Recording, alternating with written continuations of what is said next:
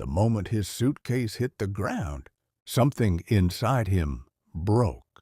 Not loudly, not dramatically, but in that quiet, irreversible way a man shatters when he realizes everything he believed in was a lie. Daniel stood frozen on the front porch of the house he had paid for, the house he had built with his own hands, the house he thought was his home. Now it felt like Chujoya Mesta, someone else's world. Behind him, his clothes were scattered across the concrete, shirts, shoes, memories, thrown out like trash. And in front of him, his wife was laughing, not just laughing, mocking him. And beside her stood another man. Before we go any further, where are you watching from right now? Drop your city in the comments. I'd love to see how far this story travels. And if you love powerful, emotional stories like this, don't forget to subscribe. Two Secret Tales. You don't want to miss what happens next. Daniel Okoro wasn't always a broken man sitting on his own porch. In fact, not long ago, he was the kind of man people admired. Quiet, hardworking, loyal, the type who believed love was enough. He didn't come from wealth, no inheritance, no connections, no shortcuts, just discipline and sacrifice. He worked 2 jobs in his early 20s, slept in shared apartments, skipped meals just to save money, all for one dream, to build a life where he would never be looked down on again. And then he met her, Vanessa. Vanessa was everything Daniel thought he needed. Beautiful, confident, charming. She walked into his life like sunlight. And for a while, she was. She didn't care that he was struggling, or at least that's what she made him believe. "I don't need a rich man," she once told him, smiling softly. "I just need a good man." Daniel believed her. He lived for those words. Within 2 years, they were married, and for a while, life felt perfect. But love doesn't always break suddenly. Sometimes it fades quietly, slowly, like a candle burning out in a room no one notices anymore. At first, it was small things. Vanessa started complaining more about the house, about his job, about his lack of ambition. "You're too comfortable," she would say. "Other men are doing more." Daniel tried harder. He worked longer hours, took extra shifts, invested what little he had. But no matter what he did, it was never enough. Then came the insults. "You're not the man I thought you were. You're holding me back. I deserve better." Each word hit him like a quiet storm, eroding his confidence piece by piece. But Daniel stayed because he believed love meant endurance. He believed things would get better. He believed in her. What he didn't know was that Vanessa had already stopped believing in him. The man standing beside her now, his name was Marcus. Sharp suit, expensive watch, confidence that screamed money. Everything Daniel wasn't, or at least everything Vanessa thought he wasn't.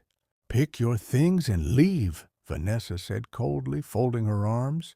Daniel blinked slowly, as if trying to wake up from a nightmare. "Vanessa, what is this?" His voice cracked. Marcus smirked. "Oh, she didn't tell you?" he said casually. "This is over." Daniel looked at Vanessa, searching, hoping, begging silently for this to be a misunderstanding. But her eyes, empty, unfamiliar, cruel. "I'm done, Daniel," she said. "I can't keep pretending." "Pretending what?" "That I'm happy with you." Silence. Heavy, crushing, final. Daniel's hands trembled. After everything we built together? Vanessa laughed. Laughed. You built nothing, she snapped. This house, this life, it's not enough. I want more. Marcus stepped forward slightly, and I can give her that. Something shifted in Daniel's chest. Pain turning into something darker. Not anger. Not yet. Just realization. You're choosing him? Daniel asked quietly. Vanessa didn't hesitate. Yes, that single word destroyed years of love in an instant. Now leave, Marcus added. Don't make this harder than it already is. Daniel looked at the house one last time. The windows, the door, the life, he thought, was his, gone, just like that. He picked up his bag slowly. His movements were calm, but inside, a storm was rising.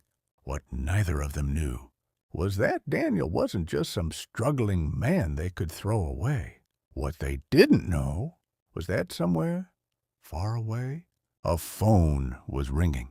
A call that would change everything. A call about a man who had just died. A man worth $80 billion. A man with no known heir, except one. And that heir was Daniel. As he stepped off the porch, broken, humiliated, and alone, his phone vibrated in his pocket. Unknown number. He almost ignored it. Almost. Hello? He said quietly. A voice responded. Calm. Professional. Life-altering. Am I speaking to Mr. Daniel Okoro? Yes. This is regarding the estate of Mr. Alexander Wolfe. Daniel frowned. I think you have the wrong... No, sir, the voice interrupted. We've been looking for you. Daniel froze. Something about the tone, the certainty. It didn't feel like a mistake. You are listed as the sole beneficiary. His heart skipped. I'm sorry. What? There was a pause. Then the words that would change his life forever. You've inherited approximately $80 billion. Daniel's grip tightened around the phone. His breathing slowed. His mind went blank. Behind him, Vanessa's laughter echoed faintly. Marcus's smug voice followed. They thought it was over. They thought he had lost everything. But in that moment, standing there with nothing but a broken heart and a suitcase, Daniel realized something terrifying. He hadn't lost everything. He had just gained power. And as he slowly turned his head, looking back at the house, at the woman who betrayed him, at the man who replaced him, his eyes changed. Not broken anymore. Not weak, cold, focused, dangerous. Sir? The voice on the phone asked. Are you still there? Daniel took a deep breath. Yes, he said quietly. I'm here. And for the first time since everything fell apart, he smiled. Daniel didn't go back inside. He didn't argue. He didn't beg. And that was the first thing Vanessa got wrong. Because men like Daniel don't explode immediately. They transform.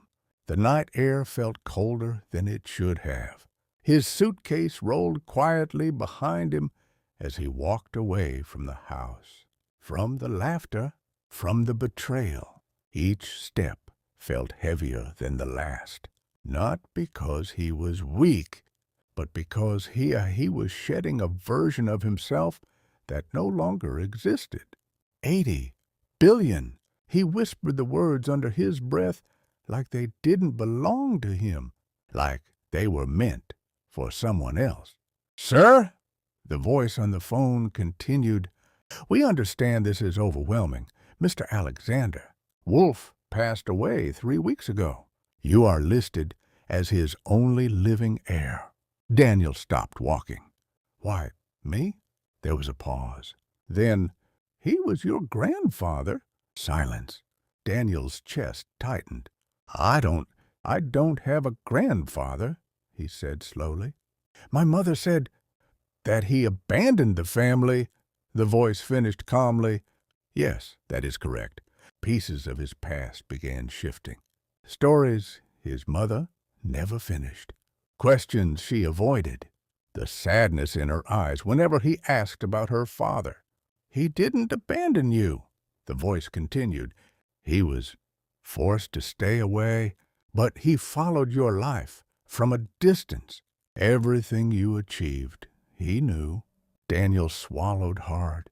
A man he had never met had been watching him, believing in him. And now, Daniel asked quietly, now everything he built is yours. Everything?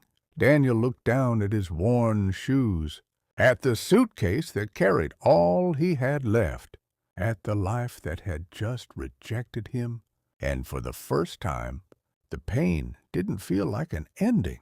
It felt like a beginning. I want to see everything, Daniel said.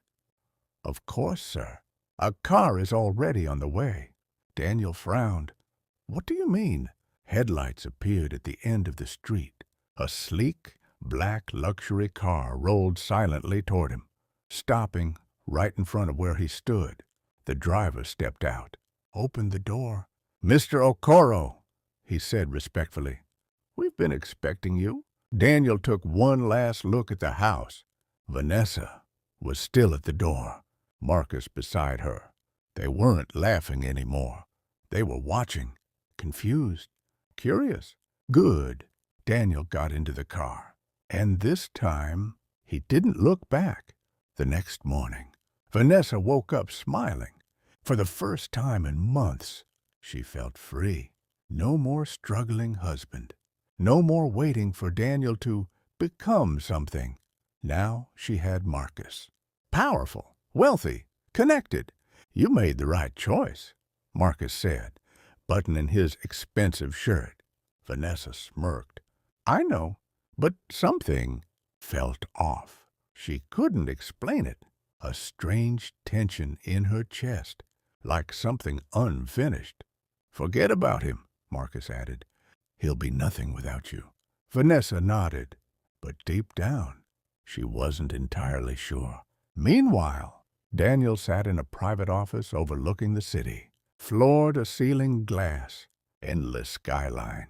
A view that once felt impossible, now belonged to him. Stacks of documents covered the table. Legal papers, financial records, company ownerships. You owned 62% of Wolf Global Holdings, the lawyer explained. Energy, real estate, tech, private equity, all under your control. Daniel listened quietly, not overwhelmed anymore, not shocked, focused. And these? Daniel asked, pointing at a list. The lawyer adjusted his glasses. Your personal liquid assets. Daniel glanced at the number. 14,000. 14 billion. Just sitting there. And this is only the beginning, the lawyer added. Daniel leaned back slowly. A few days ago, he was being thrown out like trash. Now, he had more power than anyone who ever looked down on him. But what mattered most wasn't the money. It was the memory of that porch, that laughter, that humiliation. Daniel closed his eyes and saw it again, every detail, every word. Then he opened them. Different. I want everything transferred under my direct control, he said calmly. Of course. And I want a full report on Marcus Reed. The lawyer paused. Marcus Reed? Yes. Daniel's voice dropped slightly. Start with his finances. 3 days later, Vanessa stood frozen in her living room, a letter in her hand. This has to be a mistake. Marcus snatched it from her. His face changed instantly. What is it? Vanessa asked. Marcus didn't answer, because for the first time since she met him, he looked afraid. This isn't possible, he muttered. Vanessa grabbed the letter back. Read it again, slowly. Due to financial irregularities and immediate liquidation orders, all accounts associated with Marcus Reed have been frozen. Her heart dropped. What does this mean? She asked. Marcus ran a hand through his hair. It means someone just destroyed me. Vanessa stepped back. No, that's not possible. You said you were... I was, Marcus snapped. Until someone bigger decided otherwise. Silence filled the room. Heavy, terrifying. Who would do this? Vanessa whispered. Marcus didn't answer. Because deep down, he already knew. Later that day, a black car pulled up slowly in front of the house. Vanessa's breath caught in her throat. The door opened, and Daniel stepped out. But this wasn't the same man, not even close. Perfectly tailored suit, calm posture, eyes that carried something dangerous. Power. Vanessa's heart started racing. Daniel? He walked toward her slowly, controlled, confident. Marcus stepped forward, trying to regain dominance. Whatever this is, Daniel raised a hand slightly, and Marcus stopped talking. That alone said everything. Daniel looked at Vanessa, really looked at her, and for the first time, he felt nothing. No anger, he said quietly. No pain. He shook his head slightly. Just clarity. Vanessa's voice trembled. Daniel, I didn't know. You didn't know what? He interrupted. That I was worth something? Silence.